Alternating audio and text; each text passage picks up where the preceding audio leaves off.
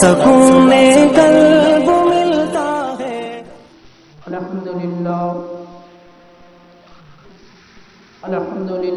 رب العالمین والعاقبۃ للمتقین والصلاة والسلام علی سید الانبیاء والمرسلین اما بعد فاعوذ باللہ من الشیطان الرجیم بسم اللہ الرحمن الرحیم الذي خلق الموت والحياة ليبلوكم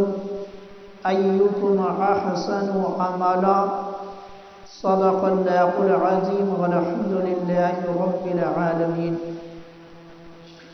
میرے آقا کے پیارے غلاموں، نوجوان ساتھیوں اور بزرگوں،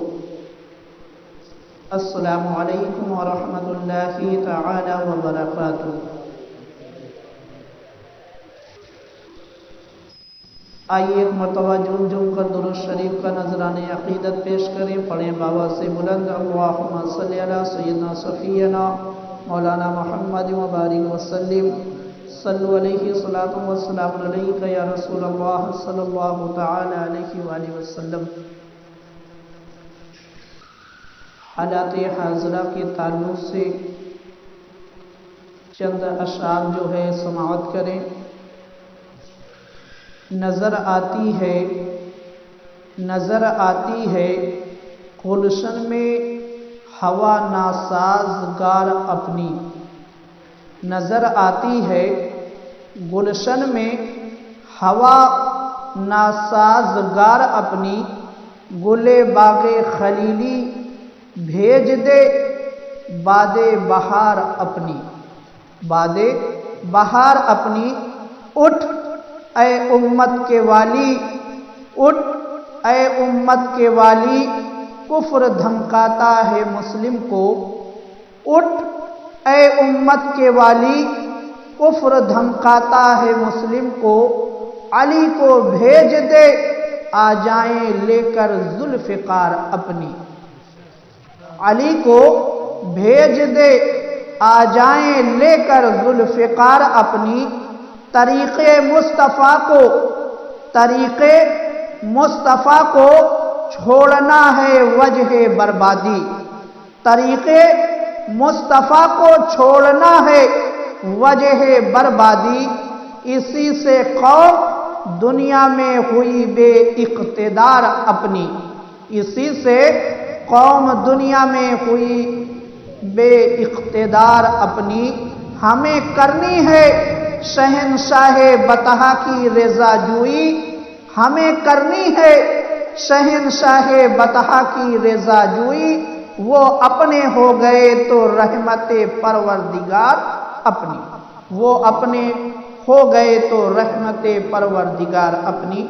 آئیے ایک مرتبہ اور جھوم جھوم کا درود شریف کا نذرانہ عقیدت پیش کریں، پڑھے بابا سے اللہم صلی علی سیدنا صفینا مولانا محمد مبارک وسلم صلو علیہ صلاۃ والسلام علیک یا رسول اللہ صلی اللہ تعالی علیہ وآلہ وسلم۔ خطبہ مسنونہ کے بعد میں نے جس آیت کریمہ کی تلاوت کرنے کا شرف حاصل کیا ہے، اللہ تعالی قرآن مجید کے اندر ارشاد فرماتا ہے الذی خلق الموت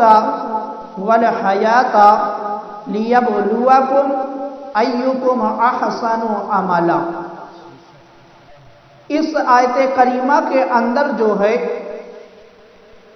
اللہ تعالیٰ نے انسان کو یہ بتا دیا کہ اے انسان، میں نے موت کو اور حیات کو کس لیے پیدا کیا ہے۔ اللہ تعالیٰ نے انسان کو یہ بتایا کہ میں نے حیات کو اور موت کو کیوں پیدا کیا، کس لیے پیدا کیا، کس لیے میں نے انسان کو زندگی عطا فرمائی اور کس لیے میں نے انسان کو موت عطا فرمائی۔ تو اللہ تعالی فرماتا ہے کہ احسن عملا، احسن عملا، میں نے انسان کو زندگی اس لیے عطا فرمائی، میں نے انسان کو زندگی اس لیے عطا فرمائی کہ تاکہ انسان جو ہے احسن عملا، بہترین اچھے کام کرے، بہترین اچھے کام کرے۔ یعنی اللہ تعالیٰ نے یہ بتا دیا کہ جو میں نے تم کو دنیا میں بھیجا ہے، تم دنیا میں امتحان گاہ میں ہو، تم دنیا میں امتحان گاہ میں ہو، تمہاری پیدائش سے تمہارا امتحان شروع ہوتا ہے اور تمہاری موت پر تمہارا امتحان ختم ہو جاتا ہے، اور موت کے بعد تمہارے امتحان میں جو تمہارا رزلٹ ہے، موت کے بعد وہ رزلٹ جو ہے تم کو دیا جائے گا۔ یعنی انسان کیا کرنے والا ہے، کیا کرے گا دنیا میں آ کے، اللہ تعالیٰ یہ دیکھنا چاہتا ہے تاکہ یہ دو جو فرشتے انسان کے ساتھ ہیں یہ گواہ ہو جائے، تاکہ کل بروز حشر جو ہے کوئی انسان یہ دعویٰ نہ کر سکے، کوئی انسان یہ نہ کہہ سکے کہ اے پروردگار عالم، میں نے جو ہے فلاں کام نہیں کیا تھا، میں نے فلاں کام نہیں کیا تھا، پھر آخر جہنم کیوں مجھ کو عطا کیا جا رہا ہے؟ تو یہ دونوں فرشتے جو ہے گواہ کے طور پر وہاں موجود رہیں گے، اور تمہارا نامہ اعمال جو ہے تمہارے ہاتھ میں رہے گا۔ اللہ تعالیٰ تمہارے عمل کے حساب سے تم کو انعام عطا فرمائے گا۔ اگر تم نے دنیا میں اچھا کام کیا ہوگا تو اللہ تعالیٰ جنت کی شکل میں تمہیں انعام عطا فرمائے گا، اگر آپ نے دنیا کے اندر خراب کام کیا ہوگا، برا کام کیا ہوگا، تو تم کو جہنم جو ہے دی جائے گی۔ تو میرے مسلمان بھائیوں، اسی لیے ہمارے بزرگوں نے یہ بتایا، یہ کہا ہے کہ انسان کے لیے دنیا جو ہے امتحان گاہ، امتحان گاہ ہے۔ جیسا ہم یہاں پر بوئیں گے کل بروز حشر اسی طرح فصل جو ہے کاٹیں گے، یعنی جیسی بوائی ہم کریں گے یہاں پر، جیسا ہم کام کریں گے اسی حساب سے وہاں پر ہم انعام پائیں گے۔ تو اب دیکھو میرے مسلمان بھائیوں، اللہ نے انسان کو زندگی کیوں عطا فرمائی؟ احسن عملا، اچھے کام کرنے کے لیے، اچھے کام کرنے کے لیے۔ تو میرے مسلمان بھائیوں، اب آپ اس پر غور کریں کہ اللہ نے تو ہم کو اچھے کام کرنے کے لیے روئے زمین پر بھیجا، اور پروردگار یہ دیکھنا چاہتا ہے کہ میرا کون کون سا بندہ جو ہے میرے فرمان پر کتنا عمل کرتا ہے، میرے فرائض کو کتنا ادا کرتا ہے۔ اب اس چیز کو ہم اپنی زندگی میں تلاش کریں کہ ہم اللہ کی کتنی فرما برداری کرتے ہیں، ہم اللہ کی کتنی فرما برداری کرتے ہیں۔ اس میں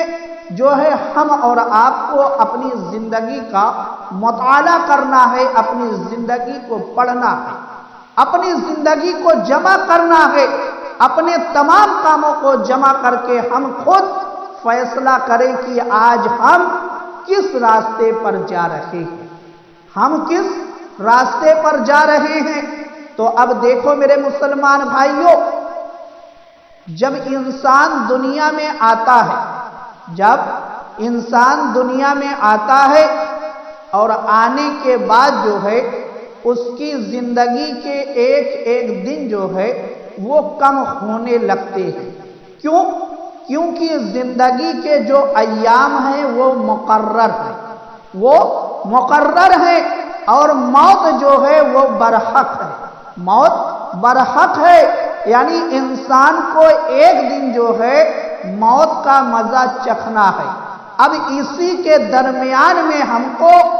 زیادہ سے زیادہ عمل جو ہے اچھے کام کر کے جمع کرنے.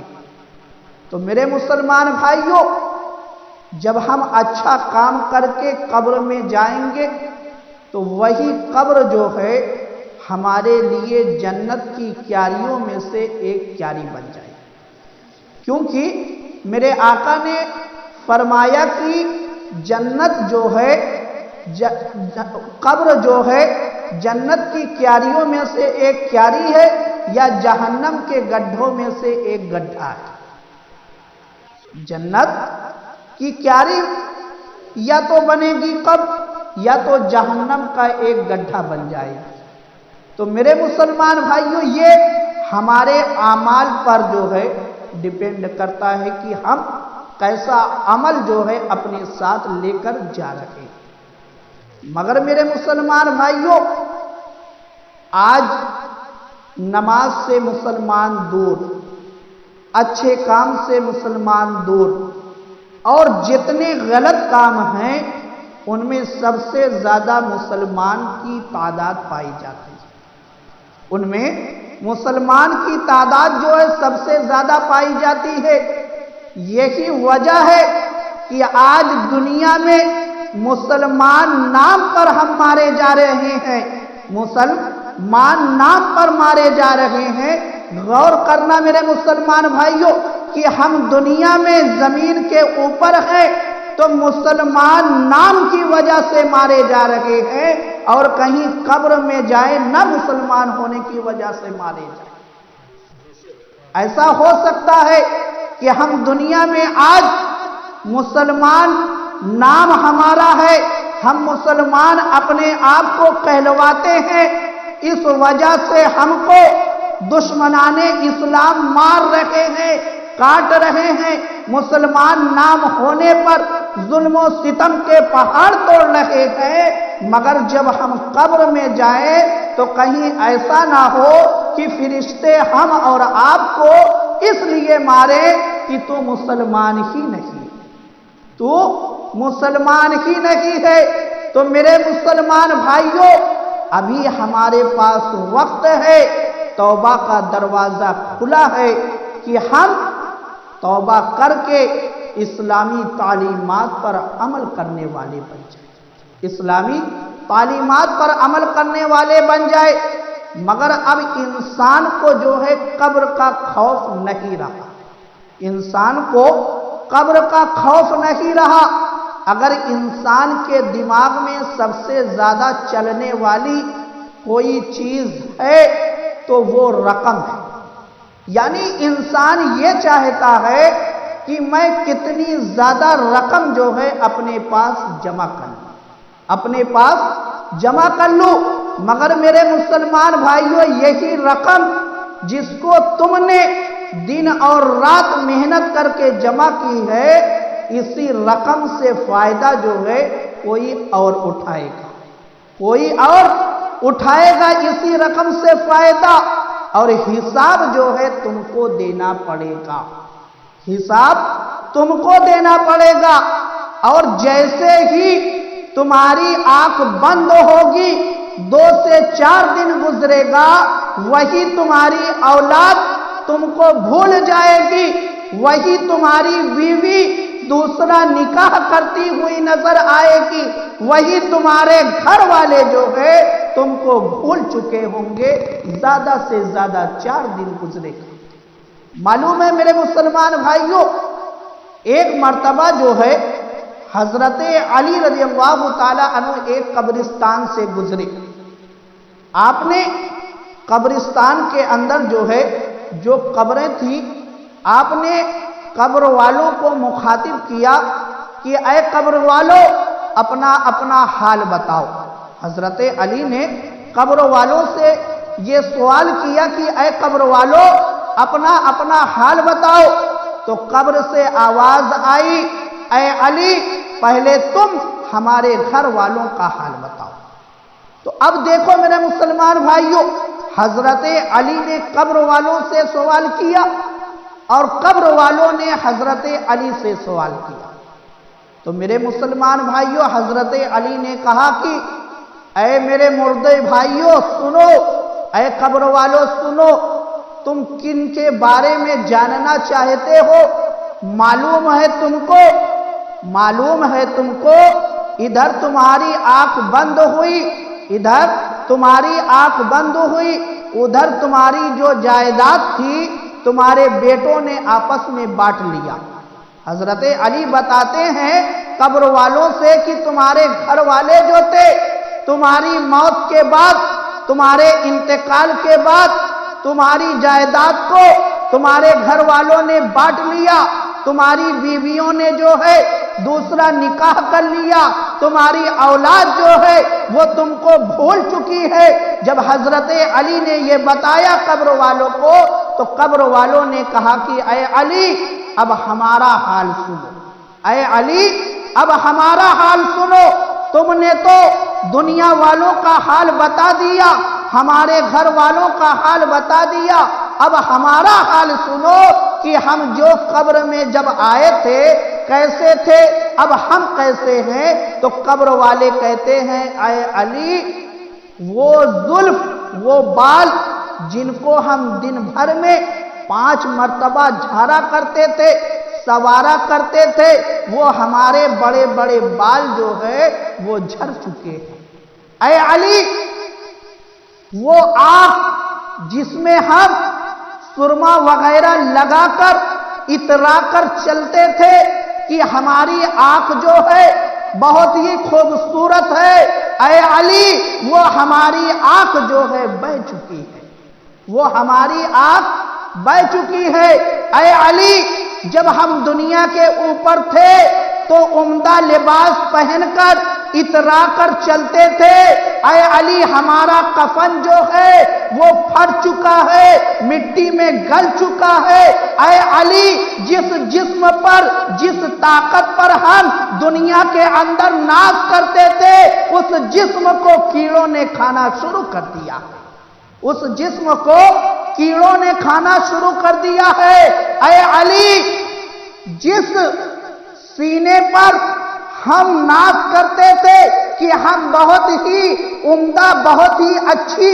صحت والے ہیں، اے علی سنو ہمارے جسم سے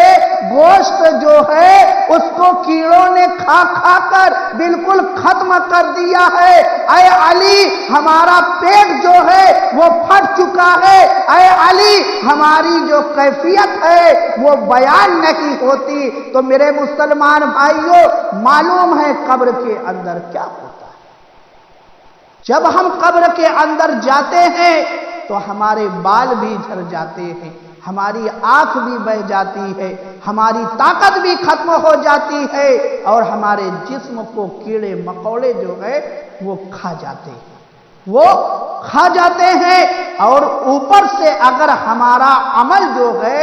وہ خراب ہوتا ہے تو فرشتے جو ہے وہ مسلط ہو جاتے ہیں عذاب دینے کے لیے، فرشتے مسلط ہو جاتے ہیں عذاب دینے کے لیے۔ تو میرے مسلمان بھائیوں دنیا کے اندر اگر اللہ نے آپ کو زندگی عطا فرمائی ہے تو قبر کو کبھی مت بھولنا، قبر کو کبھی مت بھولنا، قبر کی اندھیری رات کو کبھی مت بھولنا، کیونکہ قبر جو ہے روز یہ پکار کر کہتی ہے کہ اے زمین کے اوپر چلنے والوں میرے پیغام کو یاد رکھنا، میرے اندر کیڑے مکوڑے بہت زیادہ ہے، تم قبر کی تیاری کر کے جو ہے آنا۔ قبر روز یہ پکار کر کہتی ہے انسان سے، مگر انسان اتنا غافل ہو چکا ہے کہ قبر کی پکار کو سنتا ہی نہیں، قبر کی تیاری ہی نہیں کرتا۔ تو میرے مسلمان بھائیوں قبر کی تیاری ضرور کرنی چاہیے، کیونکہ قبر جو ہے آخرت کی منزلوں میں سے سب سے پہلی منزل ہے، قبر آخرت کی منزلوں میں سے سب سے پہلی منزل ہے، اور جو قبر میں کامیاب ہو گیا وہ ہر منزل میں کامیاب ہو جائے گا، وہ ہر منزل میں کامیاب ہو جائے گا۔ تو قبر کی تیاری کرتے رہنا ہے، اور اللہ نے جو احسن عمدہ اچھا عمل کرنے کے لیے ہم کو دنیا میں بھیجا ہے، زیادہ سے زیادہ اچھے عمل، اچھا کام جو ہے کرتے رہنا ہے، تاکہ ہمارے نامہ اعمال میں زیادہ سے زیادہ نیکیاں جمع ہو جائے، اچھے کام جمع ہو جائے۔ اب دیکھو میرے مسلمان بھائیوں، جیسے ہی جب کسی انسان، کسی مسلمان کا انتقال ہو جاتا ہے، جب کسی مسلمان کا انتقال ہو جاتا ہے تو ہم اور آپ جو ہے اپنے اس مرحوم بھائی یا اپنے والدین کو بھولتے نہیں ہیں اور بھولنا بھی نہیں چاہیے، بھولنا بھی نہیں چاہیے، بلکہ وقتاً فوقتاً جو ہے ان کے لیے ایصال ثواب کرتے رہنا چاہیے، ان کے لیے ایصال ثواب کرتے رہنا چاہیے، کیونکہ اللہ کے رسول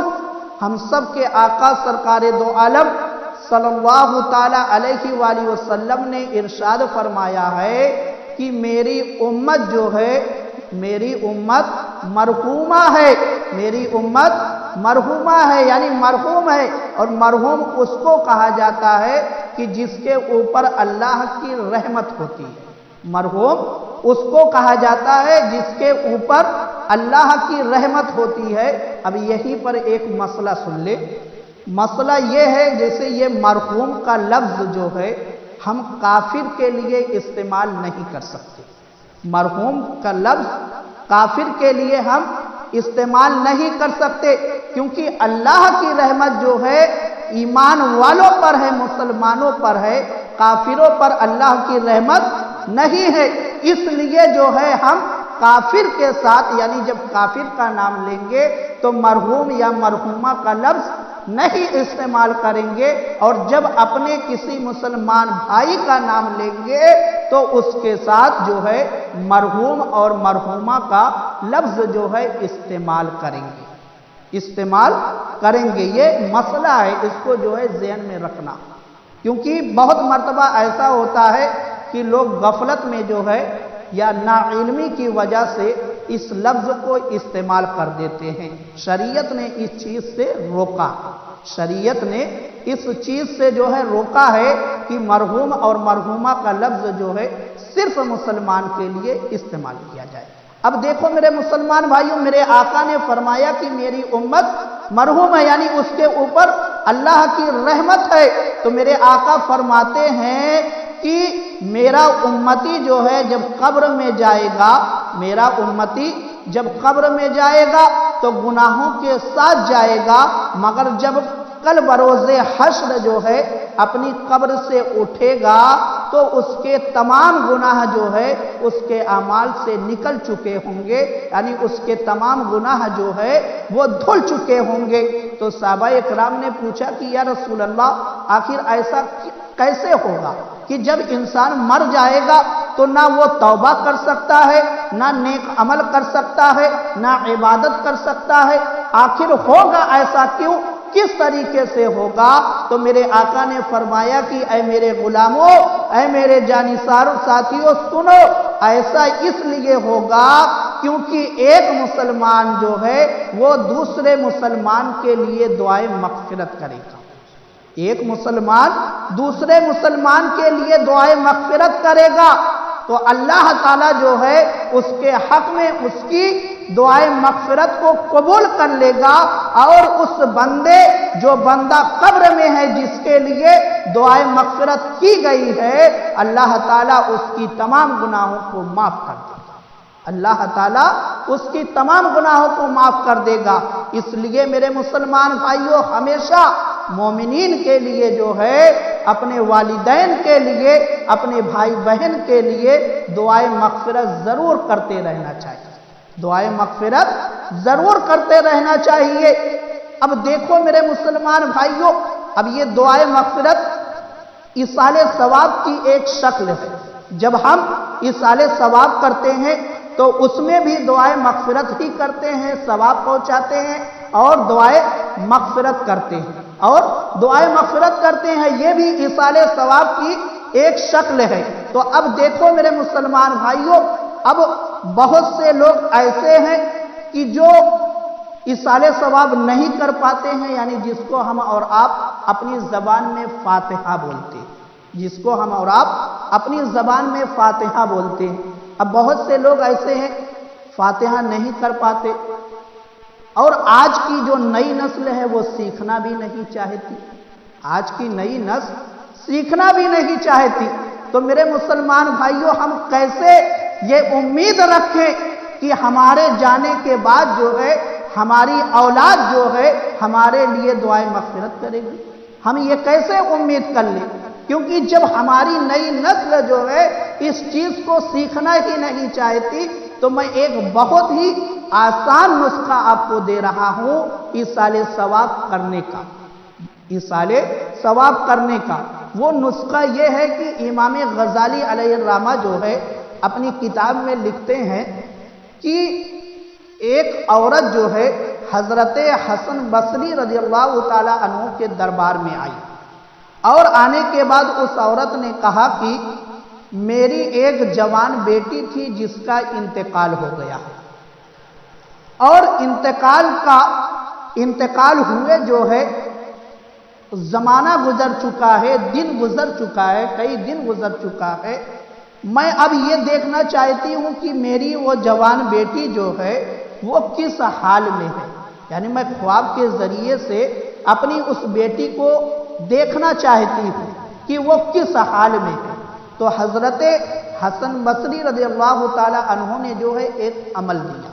ایک عمل بتایا کہ تم یہ پڑھو تو تم اپنے خواب میں جو ہے اپنی بیٹی کو دیکھ لو۔ تو اب جب وہ عورت جو ہے اپنے گھر آتی ہے اور عمل کرتی ہے، عمل پڑھتی ہے جو آپ نے بتایا تھا، تو ایک دن جو ہے خواب میں اس عورت نے جو ہے اپنی بیٹی کو دیکھ لیا، اپنی بیٹی کو خواب میں دیکھ لیا، اور عورت جو ہے کیا دیکھتی ہے کہ میری بیٹی جو ہے اس کے پورے جسم پر جو ہے تارپول ہے، اس کے پورے جسم پر تارپول ہے، اور گلے میں جو ہے زنجیر ڈالی ہوئی ہے، پیر میں بیڑیاں ڈالی ہوئی ہے، یعنی وہ عذاب میں مبتلا ہے، یعنی وہ عذاب میں مبتلا ہے، جہنم کے عذاب میں مبتلا ہے۔ جب وہ عورت اپنی بیٹی کی یہ کیفیت دیکھتی ہے تو وہ عورت جو ہے تڑپ جاتی ہے، اور تڑپنے کے بعد فوراً جو ہے حضرت حسن بصری کے دربار میں پہنچتی ہے اور کہتی ہے کہ میں نے خواب کے اندر جو ہے اس طریقے سے اپنی بیٹی کو دیکھا ہے۔ تو اب دیکھو میرے مسلمان بھائیوں، حضرت حسن بصری بھی تڑپ جاتے ہیں۔ اب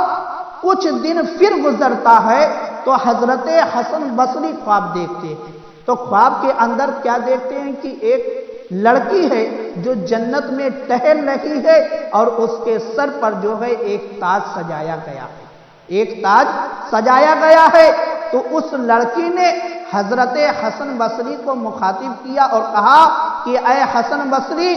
تم مجھ کو پہچانتے ہو؟ تو حضرت حسن بصری نے کہا کہ نہیں۔ تو اس لڑکی نے کہا کہ میں وہی لڑکی ہوں جس میری ماں نے جو عورت نے آپ سے عمل لے کر مجھ کو جو ہے جہنم کے عذاب میں گرفتار دیکھا تھا، میں وہی لڑکی ہوں۔ تو حضرت حسن بصری نے پوچھا کہ آخر یہ معاملہ کیسے پلٹ گیا؟ تم تو جہنم کے عذاب میں گرفتار تھی، آخر تم کس طریقے سے تم جنت میں پہنچ گئی؟ تو اس لڑکی نے کہا کہ سنو، بات یہ ہے کہ ایک دن جو ہے جس قبرستان میں میں دفن ہوں اس قبرستان سے ایک شخص گزر رہا تھا، ایک شخص گزر رہا تھا، تو اس نے جو ہے قبرستان کے اندر ایک مرتبہ درود شریف پڑھا، اس نے جو ہے ایک مرتبہ قبرستان کے اندر درود شریف پڑھا، اور درود شریف پڑھ کر جو ہے اس نے تمام مرحومین کے نام جو ہے ایصال ثواب کر دیا، تمام مرحومین کے نام جو ہے ایصال ثواب کر دیا۔ اور وہ عورت، وہ لڑکی بتاتی ہے کہ اس درود شریف کی برکت سے جو ہے اللہ تعالیٰ نے پورے قبرستان والوں کی قبروں سے جو ہے، یعنی جتنے بھی مردے عذاب میں مبتلا تھے، درود شریف کی برکت سے جو ہے اللہ تعالیٰ نے سب کی قبروں سے جو ہے عذاب کو اٹھا لیا، سب کی قبروں سے عذاب کو اٹھا لیا۔ وہ لڑکی کہتی ہے کہ میرے قبرستان میں، یعنی میں جس قبرستان میں دفن ہوں اس میں 550 مردے ہیں، اور اللہ تعالیٰ نے جو ہے سب کے قبروں سے جو ہے عذاب کو اٹھا لیا ہے اور سب کی مغفرت فرما دی ہے، اب سب جو ہے جنت میں ٹہل لگے۔ تو میرے مسلمان بھائیوں، ایک مرتبہ درود شریف پڑھ کر صرف ایصال ثواب کیا تھا، تو ایک مرتبہ درود شریف پڑھنے پر جب اتنا ثواب حاصل ہو سکتا ہے کہ پورے قبرستان کے مردے جو ہے بخشے جا سکتے ہیں، عذاب سے آزاد ہو سکتے ہیں، تو کیوں نہیں ہم ایک مرتبہ ہی درود شریف پڑھ کر اپنے مرحومین کے نام ایصال ثواب کر دیں۔ اب ایصال ثواب میں جیسے لوگ کہتے ہیں کہ مان لو ہم درود شریف بھی پڑھ سکتے ہیں، قرآن کی آیات بھی پڑھ سکتے ہیں، مگر دعا کس طریقے سے مانگے؟ تو دعا میں سب سے آسان پہلی بات تو اگر آپ نے جو ہے صرف دل میں یہ ارادہ کر لیا کہ میں جو ہے جو آیات پڑھ رہا ہوں یا درود شریف پڑھ رہا ہوں اس کا ثواب جو ہے فلاں کو مل جائے، اگر آپ کے دل میں صرف یہ ارادہ ہے تب بھی جو ہے اس مرحوم کو ثواب مل جائے گا۔ اگر صرف دل میں آپ کے ارادہ ہے تب بھی اس مرحوم کو جو ہے ثواب مل جائے گا، اور اگر آپ ہاتھ اٹھا کر دعا کرتے ہیں تب بھی جو ہے اس مرحوم کو ثواب ملے گا، اور اگر آپ بہت لمبی چوڑی دعا نہیں کر سکتے ہیں، اتنا تو آپ کہہ ہی سکتے ہیں کہ یا اللہ میں نے جو درود شریف یا جو آیات پڑھی ہے اس کا ثواب جو ہے فلاں مرحوم کو جو ہے نام لے کر ان کو ملے، اتنا تو ہر مسلمان کہہ سکتا ہے، اتنا تو ہر مسلمان کہہ سکتا ہے کہ میں نے جو درود شریف اور جو آیات پڑھی ہے اس کا ثواب جو ہے میرے والد صاحب کو یا میری والدہ کو یا میرے بھائی کو یا میری بہن کو یا میرے فلاں رشتہ دار کو ملے تو اس کو ثواب جو ہے مل جائے گا۔ یہی فاتحہ ہے، یہی ایصال ثواب کا طریقہ ہے، یہی ایصال ثواب کا طریقہ ہے۔ تو میرے مسلمان بھائیوں، ایصال ثواب کا طریقہ ضرور سیکھیں، اور ہر والدین کو چاہیے کہ اپنی اولاد کو جو ہے خاص طور سے یہ چیز سکھائے تاکہ اس کے مرنے کے بعد، اس کے دنیا سے جانے کے بعد اس کی جو اولاد ہے اس کے لیے جو ہے ایصال ثواب کرتی رہے، ایصال ثواب کرتی رہے۔ تو میرے مسلمان بھائیوں، ہم اور آپ کو جو ہے اسی دنیا میں آخرت کی تیاری کرنی ہے، ہم اور آپ کو اسی دنیا میں آخرت کی تیاری کرنی ہے، ورنہ اگر ہم قبر میں پھنس گئے تو حشر میں بھی پھنس جائیں گے، حشر میں بھی پھنس جائیں گے۔ تو میرے مسلمان بھائیوں، قبر کو ہمیشہ جو ہے یاد رکھنا چاہیے، اسی لیے تو قبر کی زیارت کی اجازت دی گئی، اسی لیے کیونکہ میرے آقا نے فرمایا کہ تم قبروں پر جایا کرو، کیونکہ قبر پر جانے سے جو ہے قبر کی یاد میں اضافہ ہوتا ہے۔ آدمی جب قبرستان میں جاتا ہے، قبر کو دیکھتا ہے تو اس کو اپنے آپ کا خیال آنے لگتا ہے کہ ایک دن جو ہے اسی قبر میں مجھ کو بھی آنا ہے، ایک دن اسی قبرستان میں مجھ کو بھی اکیلے سونا ہے اور اکیلے رہنا ہے۔ تو قبر میں جب آپ اکیلے رہنے کے بارے میں سوچیں گے، قبر میں جانے کے بارے میں سوچیں گے، تو آپ جو ہے آخرت کی تیاری میں جو ہے بڑھیں گے، آخرت کی تیاری کی طرف بڑھیں گے۔ اس لیے میرے مسلمان بھائیوں، اللہ نے فرمایا احسنوا عملا، اچھے عمل کرو، زیادہ سے زیادہ عمدہ کام کرو اور اللہ تعالیٰ کو راضی کرنے والا کام کرو۔ اللہ نے جو ہمارے اوپر عبادتیں فرض کی ہیں ان فرائض کو بھی ادا کرو، اور جو میرے آقا نے اسلام کا راستہ بتایا ہے اس راستے پر بھی چلو، تاکہ تمہاری دنیا بھی کامیاب ہو جائے اور آخرت بھی کامیاب ہو جائے۔ اللہ تعالی ہم سب کو عمل کرنے کی توفیق عطا فرمائے۔